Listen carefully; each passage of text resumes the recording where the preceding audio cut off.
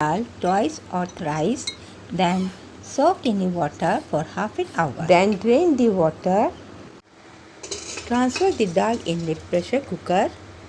Half cup dal and take 1 glass of water. We are making soup, so we need too much water. Pressure cook for 2 whistles. After 2 whistles, switch off the flame and keep aside.